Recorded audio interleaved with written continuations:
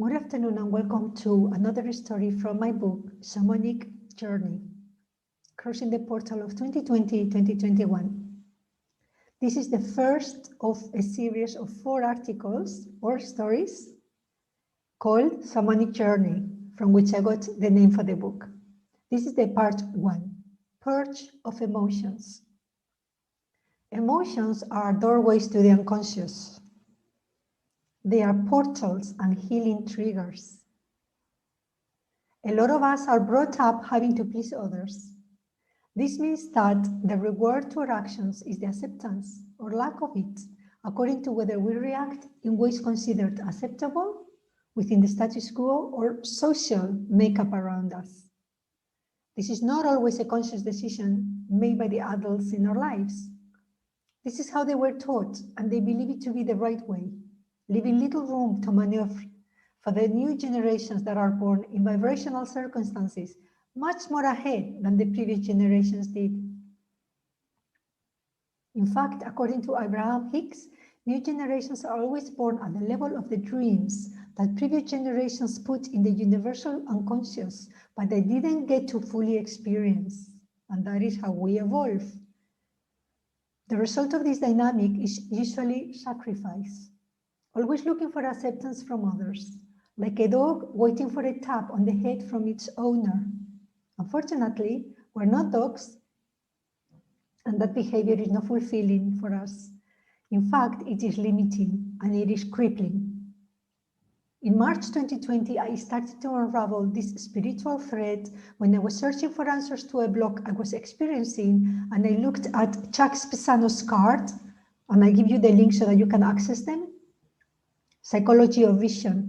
And that's when I first heard the concept of sacrifice as overcompensation to pay off guilt, giving without receiving, competition to avoid the contact that leads to success. That basic message was that no matter how much you give to others, if you don't give it to yourself first, you are building your life on a lie. Chuck Spesano calls it untrue helping, in which we punish ourselves through scarcity. I've realized this to be true because for a while I had felt that I was working against an invisible wall of resistance, and I didn't understand how doing the right things was not producing the right results.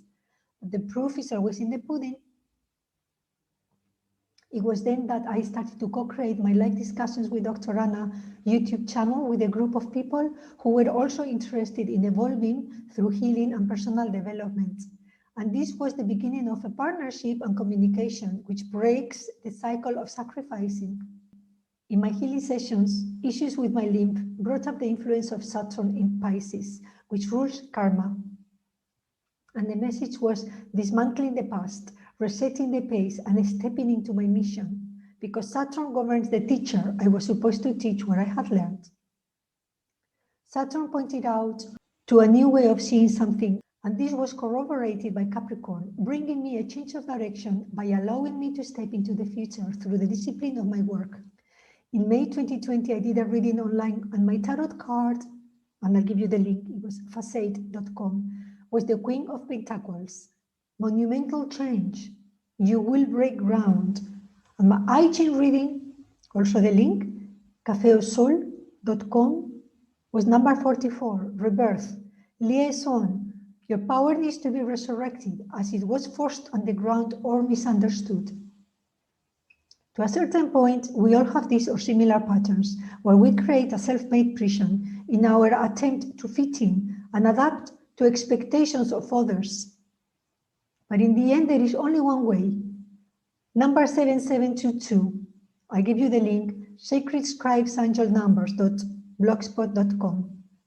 It brought it up to my attention. You have opened your soul to the world and demand to do only what your heart draws you.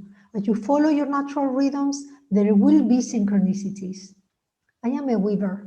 My spider totem placed in my East House of New Beginnings will gather information intuitively from many levels and will weave it into the original alphabet of my DNA, into an energetic vision that opens up a way of clarity for me and everybody who follows this path that I continuously open up. The power we gather becomes momentum, Without this energy build up, we can't break through our self-made prisons. And without persistent work and self-discipline, we miss the dots that need to be connected to create the vision. Emotions guide us through the illusion of reality to find the truths that really resonate with us at soul level. Once this hidden truth becomes conscious, once we can see it face to face, we can handle the energy released as we no longer spend it suppressing that truth, our lie, our prison. And this is how we create a path through the purge of emotions. Thank you for listening. See you next time.